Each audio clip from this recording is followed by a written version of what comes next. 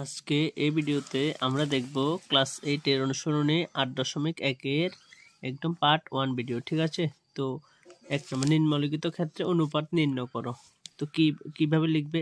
একটা সাইকেল যার গতিবেগ ঘন্টায় 15 কিমি, তার সাথে একটি গাড়ি যার গতিবেগ ঘন্টায় 30 কিমি। ঠিক আছে, তো যেভাবে করবা আমি এখানেই করিয়ে দিচ্ছি তোমাদেরকে।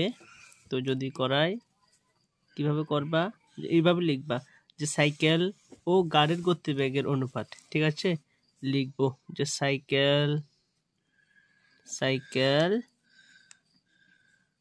ও গাড়ির গতিবেগের অনুপাত সমান সমান সাইকেলের গতিবেগ কত হবে? 15 কিমি পার ঘন্টা। ঠিক আছে, সাইকেল যার গতি 15 কিমি না, ঠিক 15 কিমি পার ঘন্টা ইস্টু অনুপাত, যে অনুপাত মানে ইস্টু, কেমন? আর গাড়ি যার গতিবেগ 30 কিমি না ঘন্টায়, লিখবো যে 30 কিমি পার ঘন্টা। এতটুকু ক্লিয়ার? তো আশা করি ক্লিয়ার। এবার এই কিমি পার ঘন্টা মিল না, বাদ যাবে, 15:30 হবে। দুইটাকে 15 দিয়ে ভাগ যায়, তো 15 1 15, 15 দুগুণে 30। এতটুকু হলো উত্তর, কেমন? এবার 2 নাম্বার 5 মিটার এবং 10 কিমি। তো লিখবো এইভাবে লিখবো যে অনুপাত, এই কোশ্চেনটা লিখবা, তারপরে লিখবা যে অনুপাত সমান সমান 5 মিটার ইস্টু দিবা 10 কিমি। ঠিক আছে, তো আবার সমান সমান দিবা, এটা সমান সমানটা নিচে দিবা, আমি জায়গা কম যে এখানে সোজা করে লিখছি।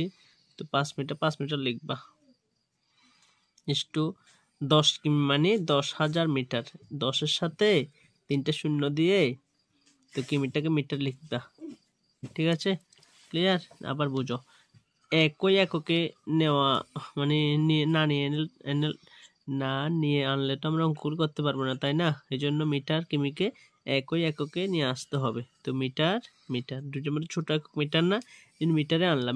মিটার আছে 10 কিমি মানে 1 কিমি মানে 1000 মিটার না, তো 10 কিমি মানে 10,000 মিটার। ঠিক আছে, তো মিটার বাদ যাবে, আর কি থাকবে? মিটার বাদ গেলে আর থাকবে হলো যে মিটার বাদ গেলে আর থাকে 5:10,000। লিখবো যে 5:10,000। দুইটাকে 5 দিয়ে ভাগ যায়, তো 5 দিয়ে 5কে ভাগ করলে 5 একে 5:5 দিয়ে 10, এই 10কে ভাগ করলে 10-এর মধ্যে কতবার যাবে? 2বার। 5 দুগুণে 10 না, তো 3টে শূন্য থাকে না, 3টে শূন্য বসে যাবে, কেমন? এতটুকু হলো, এটা হলো আনসার। তো এবার এটা গ নাম্বারটা কেমন? লিখবো যে অনুপাত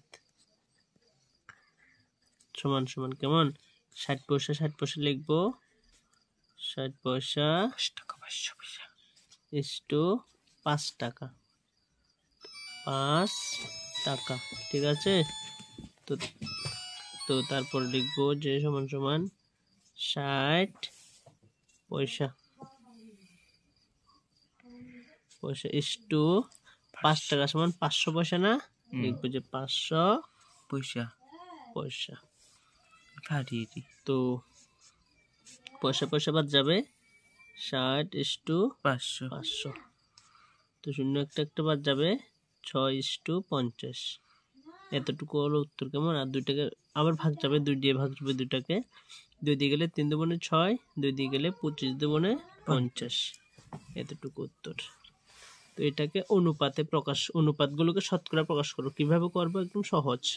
তো এটাকে যেভাবে প্রকাশ করো তোমরা 4:5 না, তো এটা মনে করো লিখেছ, তো তারপর এটা নিচে তোমরা সমান সমান দিবা, তারপরে দাগ দিবা। তো নিচে 5 লিখবা, মানে শেষে 5 লিখবে, প্রথম 4টে উপরে লিখবা। ঠিক আছে, তো তারপর ইন্টু দিয়ে, যেহেতু শতকরা বলেছে 100, ব্র্যাকেটের বাইরে 5% দিবা। এতটুকু উত্তর। ঠিক আছে, তো 5 দিয়ে 100কে ভাগ যাবে, 5-20 100 না, তো 20 এই 100টা উপরে না, মনে 1 থাকে, তো এই জন্য তো 5-20 100 না, 20টা উপরে মানে কাটলে আর কি। তো 20 দিয়ে 4কে গুণ করলে 4-20 80, ওই ব্র্যাকেটের বাইরে 5% দিতে হবে। ঠিক আছে, এতটুকু হলো এটা। এটা কিভাবে করবা, সমান সমান দিবা, 3টা পরে না 3 পরে লিখবা, নিচে লিখবা, 2টা এখানে, তো 2টা উপরে লিখবা, ইন্টু 100 দেব, তো ব্র্যাকেটের পরে পার্সেন্ট দেব, সমান সমান দিবা, ভাগ যাবে না, এটা মনে মনে 1 3 একে 3 2 100 200, ঠিক আছে। তো 200-কে তো 3 দিয়ে ভাগ যাবে না, তো এই জন্য ডাইরেক্ট ভাগ করে দিবা, এত পার্সেন্ট কিন্তু, ঠিক আছে। সমান সমান ভাগটা করো, 200-কে 3 দিয়ে ভাগ করলে যাবে সেটা লিখবা, তো ভাগ করছি, দেখো 200 3 দিয়ে ভাগ করলে